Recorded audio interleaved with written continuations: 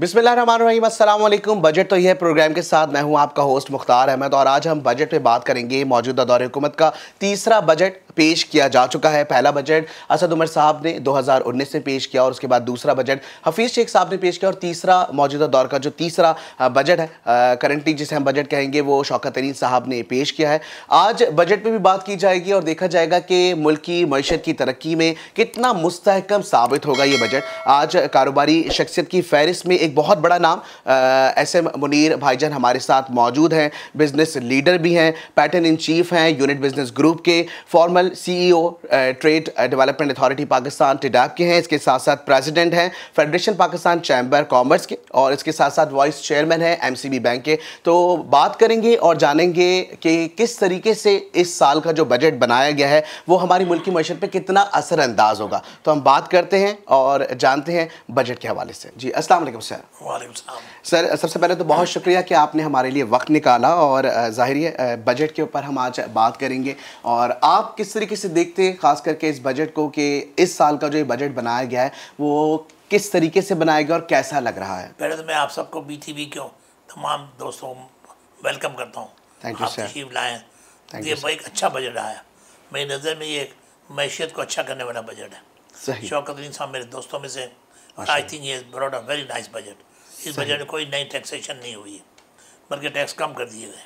Tax कम कर आई दिए। Think इस बजट के आप अच्छे बात सलाह निकलेंगे।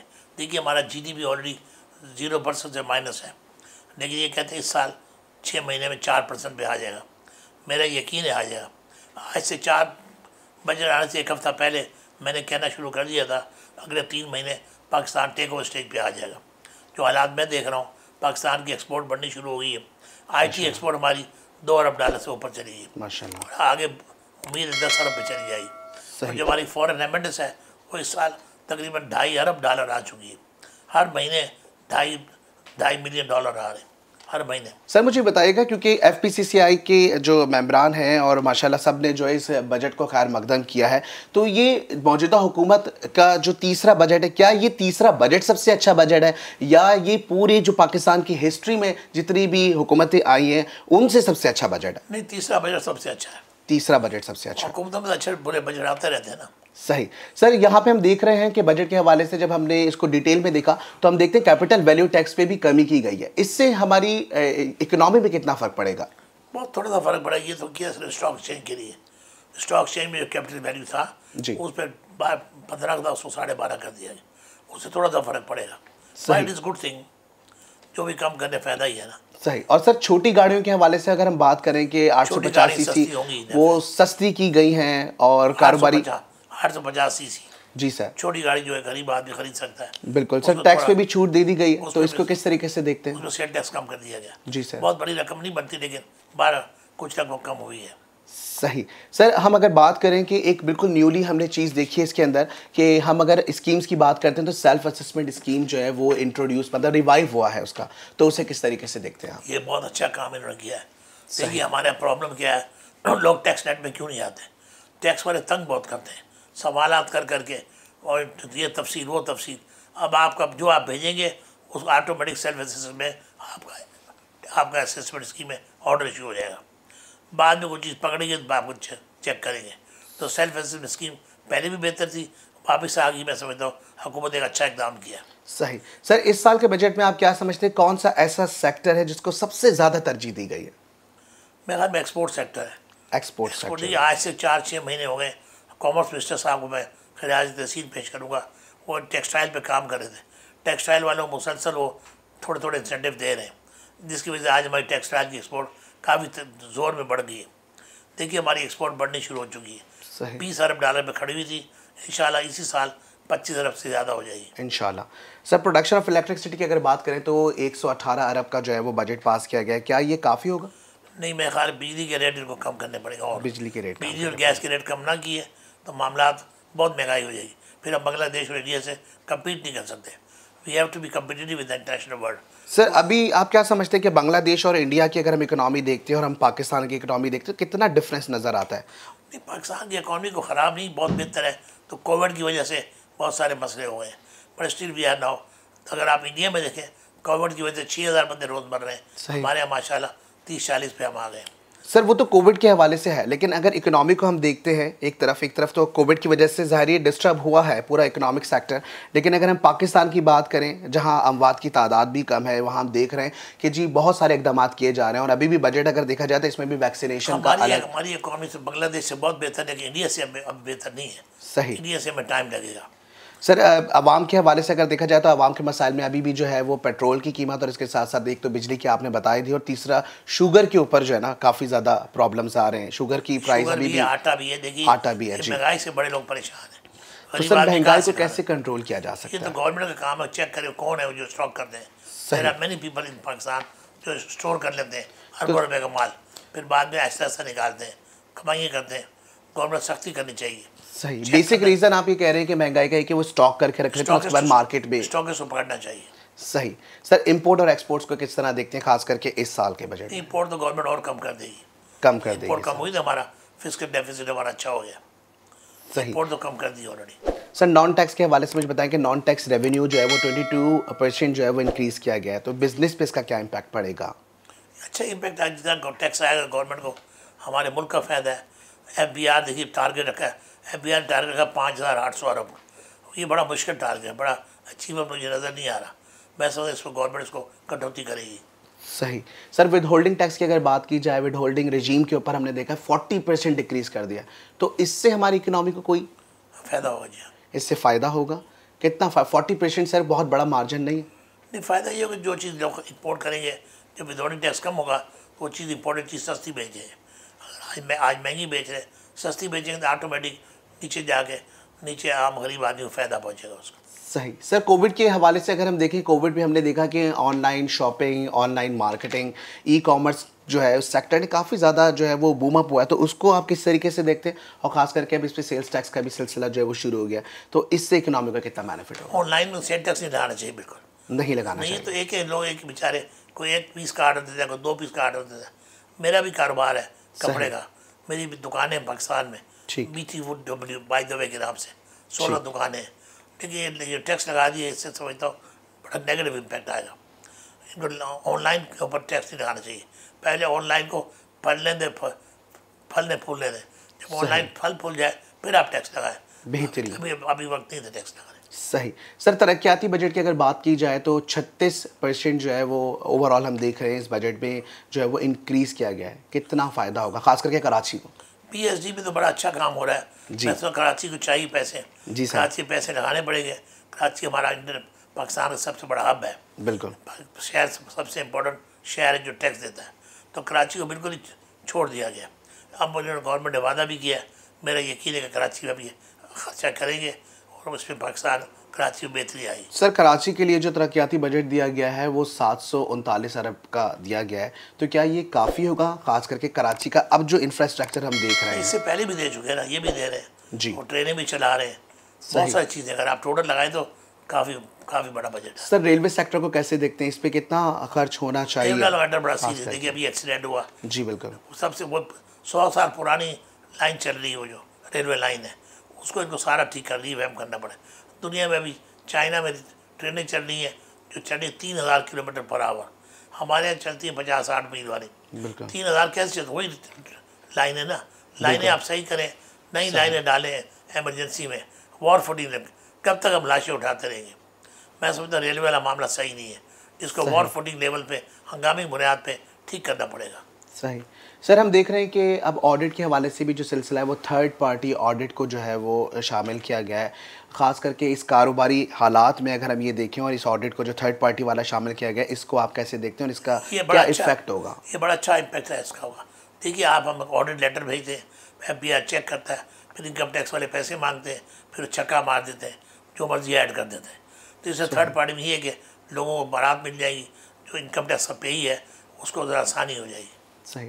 सर बजट में एक और चीज़ कही गई, एक और जो है वो एक सेल्स के हवाले से बात की गई कि सेल्स टैक्स की रिसीप्ट जो होती है, अगर आप सेल्स टैक्स की रिसीप्ट दिखाएंगे तो उस पर कोई ना कोई गिफ्ट आपको दिया जाएगा, तो इससे कितना कस्टमर या जो हमारे यहाँ पे जो पे कर रहे हैं खास करके सेल्स टैक्स जो दे रहे हैं, तो उनको क्या बेनिफिट है? मतलब गिफ्ट छोटा बड़ा को गिफ्ट देना क्या फ़र्क पड़ेगा? उससे गिफ्ट ले लें, gift is not important. Important है कि हर बंदे को टैक्स देना चाहिए। सही। मेरा ईमान है अगर आप इनकम टैक्स और स्टेट टैक्स नहीं देंगे तो मुल्क कैसे तरक्की है? सड़कें कहाँ से बनेगी, हॉस्पिटल कहाँ से बनेंगे, स्कूल कहाँ से बनेंगे?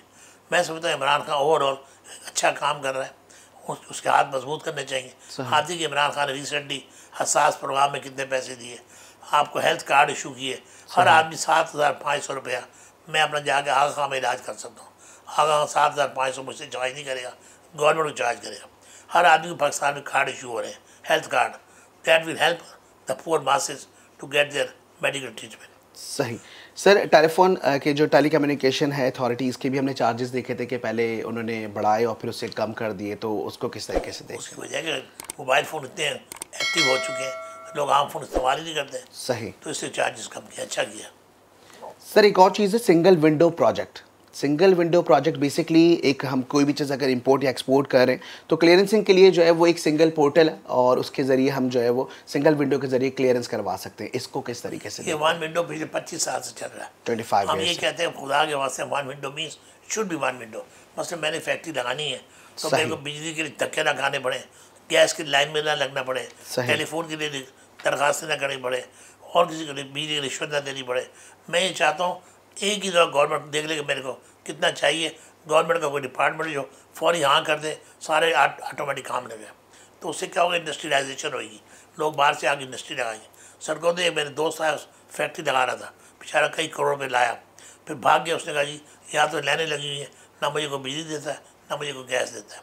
तो गवर्नमेंट को चाहिए कि वन विंडो ऑपरेशन को लगा दें, हर सूबे में लगाएं, हर सूबे का फ़ायदा हो जाएगा। सर, मैं चाहूँगा कि बजट में हम ये देख रहे हैं कि बहुत सी चीज़ें बहुत अच्छे तरीके से जो है वो की गई हैं, हर चीज़ का ख्याल रखा गया। ऐसे कौन से ऐसे सेक्टर्स हम देख रहे हैं कि जिसको थोड़ा सा हम देखते हैं कि जी नेग्लिजेंस किया गया, उससे थोड़ा सा उस पर उसको फौकियत नहीं दी गई? देखिए, रिफंड्स का मामला है, रिफंड्स एक्सपोर्टर के रिफंड्स, हमारे रिफंड्स 11 साल से पेंडिंग है। गवर्नमेंट चाहिए सबसे पहले रिफंड क्लिक करें, वो हमारा बोनाफाइड पैसे हैं, हमारी अपनी रकम है, हमारे कैपिटल ब्लॉक किए हुए। तो FPR को चाहिए हमारे सब रिफंड पहले ज़ीरो करें ताकि हमारी एक्सपोर्ट बढ़ती चले। हमारे पैसे नहीं दे रहे तो एक्सपोर्ट कैसे बढ़ेगी? सही। FBR का काम है। प्राइम मिनिस्टर साहब तो कहते हैं 2 रिफंड बहुत, इनकम स्टेट टैक्स रिफंड आ रहे हैं, इनकम टैक्स रिफंड नहीं आ रहे। ठीक।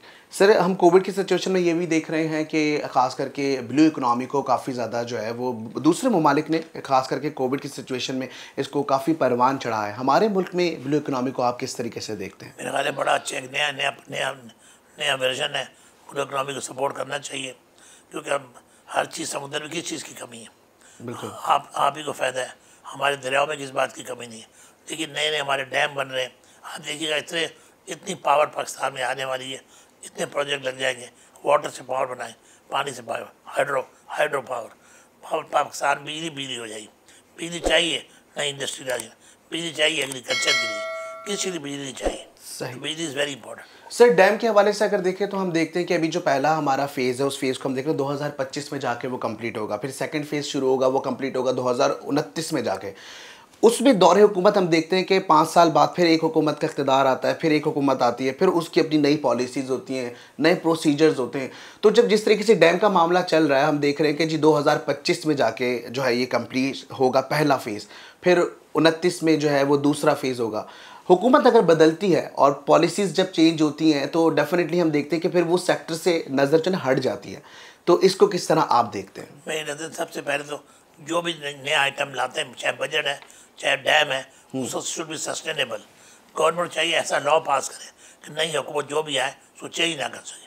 अगर आप एक अच्छा काम कर रहे हैं, वो परवान चढ़ रहा है, उसको आपका गला काट दे तो प्रोजेक्ट डूब जाएगा। तो मैं समझता हूँ सस्टेनेबल करना मस्ट है, ताकि ऐसे हालात में ऐसा लॉ पास कर दें कि जो भी हुकूमत आए कोई अच्छी चीज़ उसको चेंज ना करे। ठीक।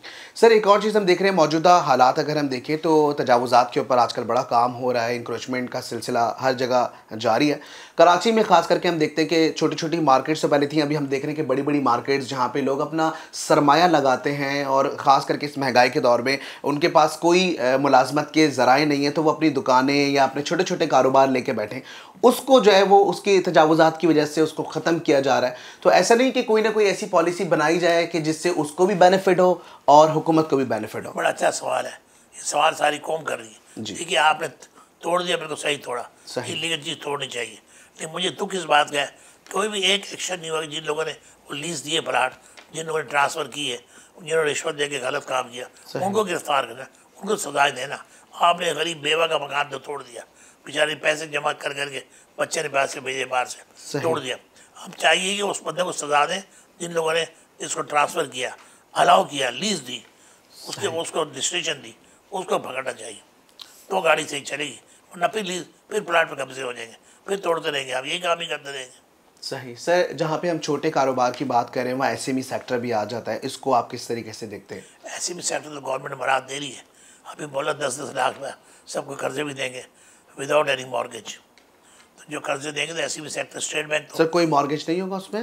नहीं, बिल्कुल कम हो, यानी किसी की गारंटी भी दे देंगे। सही। ये मैं समझता हूँ स्टेट बैंक का गवर्नर ने बड़े अच्छे काम किए, इससे आपको, और हमारी इंडस्ट्रियलाइजेशन गवर्नमेंट ने हमको अलाउ किया है कि आप कोविड के दिनों में 2% पे हमें पैसे दिए गए ताकि हम मजदूर की तनख्वाह दे सकें। सही। सर टूरिज्म सेक्टर को किस तरीके से देखते हैं? खास करके पाकिस्तान में टूरिज्म जो है वो फल रहा फूल रहा है, तो इसको हम देखते हैं कि आगे खास करके इस बजट में किस तरीके से इस टूरिज्म को देखा गया? स्पेन में जो उनका बिगेस्ट अर्निंग है वो टूरिज्म है। एग्जैक्टली। स्पेन में, हमारे यहाँ टूरिज्म बहुत कम है, लेकिन इमरान खान साहब ने आते साथ टूरिज्म में काम शुरू किया। मैं खुद ज़िंदगी में पहली दफ़ा गिलगित जा रहा हूँ अगले महीने देखने के लिए। रिपोर्ट है कि बड़ा खूबसूरत जगह है, हम बाहर चले जाते हैं, अपने मुल्क भी पूरा देखा। मैं समझता हूँ इस पर बड़ा अच्छा काम हो रहा है। आप देखिए आने वाले दिनों में ये मुल्क टूरिज्म में बहुत तरक्की करेगा। हमें बहुत फॉरेन एक्सचेंज आएगा, जब हम जाएंगे हमारे दोस्त भी बाहर से आएंगे, बिल्कुल उनको भी वहाँ ले जाएंगे।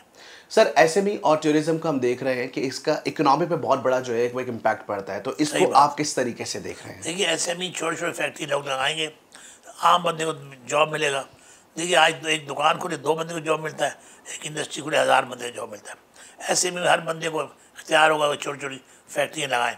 फैक्ट्री लगाएंगे, एक तो एक्सपोर्ट बढ़ेगी, लोगों को रोज़गार मिलेगा, और टैक्सेशन सिस्टम अच्छा होगा, आपका रेवेन्यू ज़्यादा आएगा। और डेफिनेट टूरिज्म जब टूरिज्म परवान चढ़ रहा है तो गवर्नमेंट चाहिए टूरिज्म में इंसेंटिव दे, जो फ्लाइटें जा रही गिलगित सस्ती करें ताकि लोग जाए वहाँ पे होटल सुना 20-20 हज़ार रुपये के होटल है, गवर्नमेंट चाहिए होटल सस्ते करे ताकि लोग खुशी के साथ बाहर से आएँ। पाकिस्तान इतना सस्ता है टूरिज्म, हमें तो डॉलर देंगे लोग, पाउंड स्टर्लिंग देंगे, यूरो देंगे। जब फॉरेन एक्सचेंज आना है तो हमें थोड़ा सस्ता कर दें ताकि बाहर से लोग खुशी के साथ आएँ, फॉरेन एक्सचेंज खर्च करके वापस जाए। सर लेकिन टूरिज्म के लिए हम ये भी देख रहे होते हैं कि इंफ्रास्ट्रक्चर का अच्छा होना बहुत ज़रूरी है, तो किस तरीके से देखते हैं इंफ्रास्ट्रक्चर इस तरह का है कि बाहर मुल्क से लोग आके? मैंने सुना इस कर के आसपास जो रोडें ख़राब थी सब बन गई हैं। सही। आप खुद जनाब तक जा सकते हैं, जहाँ चाइना का बॉर्डर है, रोडें बननी शुरू हो गई हैं, बहुत सारे नए होटल बन रहे हैं। खाली ये कि गवर्नमेंट होटलों की प्राइसेस पे कंट्रोल करें, प्राइसेस पे कंट्रोल, ओवर प्राइस ना करें। ठीक। सर इंफ्रास्ट्रक्चर की जहाँ बात आती है तो वहीं पे हम देखते हैं कि कराची जैसे शहर में बड़े बड़े हम टावर्स देख रहे हैं जो बने हुए होते हैं। अक्सर जब रिपोर्ट्स बाद में आती है पता चलता है कि जो इलीगल बना है। अभी रिसेंटली एक टावर का मसला चल रहा है, 10 से 12 मंजिला इमारत बनी हुई। सर बना बनाया एक इंफ्रास्ट्रक्चर तैयार हुआ है, ख़ास करके वो हमारे कराची की एक इंफ्रास्ट्रक्चर में एक इजाफा है, तो अब उसको जैसे अगर तोड़ने की बात की जा रही है, तजावुज़ या देख रहे हैं कि जो वो इलीगल बना हुआ है, तो कुछ ऐसी नेगोशिएशन नहीं हो सकती हुकूमत के साथ? मेरा ये मशवरा है, अगर गवर्नमेंट हाई कोर्ट कहते हैं सुप्रीम कोर्ट तोड़ दो, तो मेरा मशवरा ये जज साहबान को, तोड़ने की बजाय उसको आप ऑक्शन कर दो, कोई ख़रीद लें, उसके पैसे जो आ जाए वो आपके काम आ जाएंगे।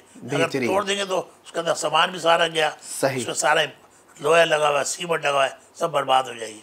तो उसको आप ऑक्शन कर दें ताकि किसी के काम आए और वो मुल्क की एसेट, मुल्क का सरमाया मुल्क में रहे। तोड़ने से नुकसान हो गया ना। सर एक और चीज़ देख रहे हैं, ख़ास करके जब बजट ये आता है, सिंध का अलग है, पंजाब का अलग है, सारे सूबों के ज़ाहिर अलग अलग बजट है, तो जहां हम खैबर पख्तूनख्वा में देख रहे हैं कि 30,000 रुपये मज़दूर की जो है वो आमदनी का बेसिक जो है वो सैलरी रखी गई है, और 20,000 रुपये, और कराची में ख़ास करके सिंध में जो है वो 20,000 रुपये रखी गई है, और सिंध में 25,000 है, और सिंध में 25 है। तो आप इसको किस तरह देखिए? बड़ी सिंध में ज़्यादती है।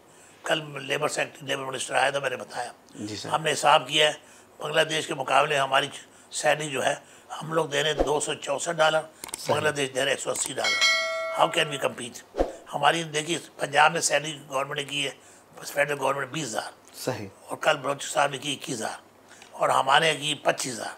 सही। देखिए आपने कोई इंसेंटिव देना है गरीब को, आप बिजली के रेट कम कर दें, कोई और सब्सिडी दे दें, तो 25,000 करने से क्या होगा, हमारी इंडस्ट्री महंगी हो जाएगी, हमारा अनकम्पिटिटिव हो जाएगा। जैसे मैंने इंडिया और बांग्लादेश का हम मुकाबला नहीं कर सकते। तो आप अपनी इंडस्ट्री को वायबल रखें, इंडस्ट्री को ख़राब ना करें। सर क्योंकि ज़ाहिर है वक्त बहुत कम होता है और मैं आखिर में चाहूँगा एक और बड़ा अच्छा सवाल कि ये जो बजट आया है ये बिजनेस फ्रेंडली है या हम इससे कहेंगे कि ये पब्लिक फ्रेंडली बजट मेरे है? सैकड़ों अखबारों में बयान आ चुके हैं, very good business friendly. Business friendly, public friendly क्यों?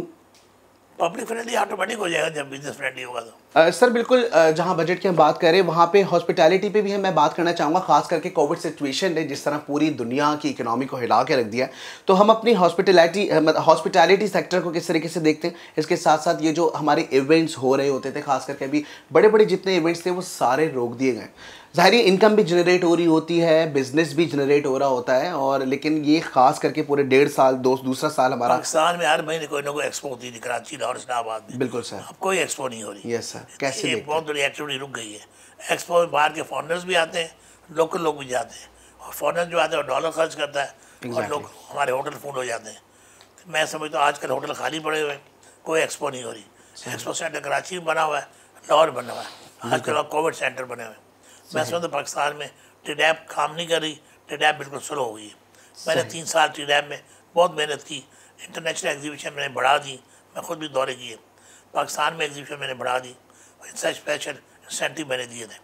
तो गवर्नमेंट को चाहिए स्पेशल इंसेंटिव दें एक्सपोर्टर्स को, ताकि यहाँ पे एक्सपो लगें, बाहर के लोग आके हमारा माल देखें, हमारी एक्सपोर्ट बढ़ जाएगी, हमारे मुल्क को फ़ायदा होगा। सर इस कोविड सिचुएशन में जिस तरीके से लॉकडाउन्स भी हम देखते हैं अक्सर लगाए जा रहे होते हैं, या हम देख रहे हैं कि ख़ास करके कोविड से बचने के लिए हम हेल्थी प्रिकॉशंस भी ले रहे होते हैं, तो सर आप क्या मशवरा देंगे इस करंट सिचुएशन में अगर हम कोई बड़ा एक्सपो करवाते हैं या कोई हम एक्टिविटी करवाते हैं, खास करके कोई बड़ा इवेंट करवाते हैं, तो उसमें किस तरीके से ख्याल रखा जाए? SOP तो फॉलो करने पड़ेंगे। जी सर। एक बीमारी आ गई जो नज़र नहीं आती, बिल्कुल, मेरे यहाँ से आपको लग जाए, आगे लग जाए, हमें SOP फॉलो करें, सही, अपने हाथ धोएं, 6 फुट का फासला रखें, और मेक श्योर करें आप इंजेक्शन देखिए, मैंने इंजेक्शन लगा लिए, इसलिए मैंने नहीं पहना हुआ।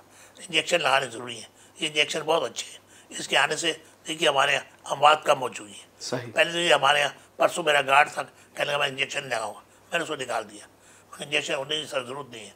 तो लोग अभी तक कई लोग तो बिलीव नहीं करते। अगर आप TV खोलें, लाखों आदमी सड़कों में फिर रहे हैं बगैर मास्क के, टीका भी नहीं लगाते, तो क्या होगा, मर जाएंगे। ये ऐसी बीमारी 2-3 दिन कई लोग मर गए, मेरे कई रिश्तेदार फैसलाबाद में मर चुके हैं, 2-3 दिन में बहुत हो जाती है। सर कोविड में खास करके अमेरिका में हमने देखा कि 80% से ज़्यादा जब इनकी कोविड वैक्सीनेशन कंप्लीट हुई है तो लोगों ने बड़ी खुशी का इजहार किया और आतिशबाजी का मुजाहरा भी किया, और वहाँ ये भी देखने में आया कि लोगों ने बड़ी तादाद में शिरकत की, लेकिन वहाँ वो सारे लोग मौजूद थे जिनको कोविड वैक्सीनेशन लगी हुई थी। तो क्या हम ऐसा नहीं कर सकते कि हम भी कोई एक्सपो अगर बड़ा करते हैं जहाँ 4000-5000 की तादाद में लोग आते हैं, तो हम सिर्फ उन्हीं लोगों को बुलाएं जो वैक्सीनेटेड हो? नहीं तो ऑटोमेटिक खुद ही आना चाहिए, यही तो मैं कह रहा हूँ। अगर आप टीका लगा, जैसे मैं आज टीका लगा के बैठा हूँ, मैंने मास्क नहीं पहना हुआ, तो इस तरह के जो लोग आएंगे उनको पता होगा मैंने टीका लगाया हुआ है, वो जाएंगे वहाँ पे। टीका नहीं लगाया खुद ही नहीं जाएंगे, जाएंगे तो बीमार हो जाएंगे, रिस्क तो बड़ा खतरनाक है ना। सर मुझे बताइएगा, क्योंकि आप बजाते खुद टीडैप के जो है वो एक चेयरमैन रह चुके हैं, तो खास करके ई एक्सपो के हवाले से आप क्या कहेंगे? देखिए टीडैप के अंदर हमने पाकिस्तान की एक्सपो बढ़ाई, इंटरनेशनल एग्जीबिशन मैंने 50 ऐड की, दुनिया में जस्ती थी, और मैंने उनको फंड्स दिए गवर्नमेंट से लेके, अपने जो हमारे एक्सपोर्टर जाते थे उनको स्पेशल रेट करवा के दिए, एक्सपो के रेट कम करवा के दिए, और ई एक्सपोर्ट हमारी जैसे मैंने कहा बढ़नी शुरू हो गई है। सबसे बड़ी एक्सपोर्ट इंडिया में IT एक्सपोर्ट है, क्योंकि IT एक्सपोर्ट $12 अरब है, हमारी अब $2 अरब हो रही है, तो इसको बढ़ाना पड़ेगा हमें। सही सर, ये एक्सपोर्ट मस्ट है। बिल्कुल सर। प्रोग्राम का वक्त क्योंकि कम है, मैं चाहूँगा कि आखिर में आप हमारे व्यूवर्स को और ख़ास करके पाकिस्तानी अवाम को जो है वो मैसेज दे दीजिए। मैं तो सिंपल सी मैसेज दूंगा तमाम पाकिस्तान के मेरे बहन भाइयों, प्लीज़ ट्राई टू अंडरस्टैंड, ये मुल्क बड़ी कुर्बानी से बना। हमने 1947 में, आप आग बात करें, करोड़ों लाखों बच्चे लोग मारे गए, कत्ल गए, हमारे माँ है, बेटी है, बुजुर्गों को मार दिया गया। अब वक्त है कि हम पाकिस्तान को संभालें। पाकिस्तान है तो हम हैं, इसी मिट्टी से हमने कमाया, शुक्र है हमारे पास पाकिस्तान है। जाके देखिए हिंदुस्तान में मुसलमानों के साथ क्या हो रहा है, हिंदू दिन रात उनको मार रहे हैं, हालांकि वहाँ मुसलमानों की तादाद हमारे से ज़्यादा है हिंदुस्तान में, लेकिन सब चूँकि माइनॉरिटी में सब मार खा रहे हैं, सब कत्लेआम हो रहे हैं। तो लिहाजा खुदा के वास्ते सारे पाकिस्तान के दोस्तों अपने मुल्क की फिक्र करो, मिलजुल के बैठे, लड़ाई झगड़े ना करें, एक दूसरे को ना मारें, कत्लेआम ना करें, एक दूसरे को माफ़ कर दें, अल्लाह ताला का हुक्म है माफ़ करें, मिलजुल के पाकिस्तान को इतना मजबूत करें किसी की हिम्मत ना हो पाकिस्तान की तरफ आँख उठा कर। प्राइम मिनिस्टर इमरान खान की शक्ल में पहली दफ़ा एक ऐसा प्राइम मिनिस्टर आया who is a very honest, most honest prime minister है। कोई एक पैसे का आप उन पर इल्ज़ाम नहीं लगा सकते। सियासत अलग चीज़ें, लेकिन एक ईमानदार प्राइम मिनिस्टर आया। हम सबको चाहिए उनके हाथ मजबूत करें ताकि मुल्क के लिए काम करें और मेरा मुल्क तरक्की करे।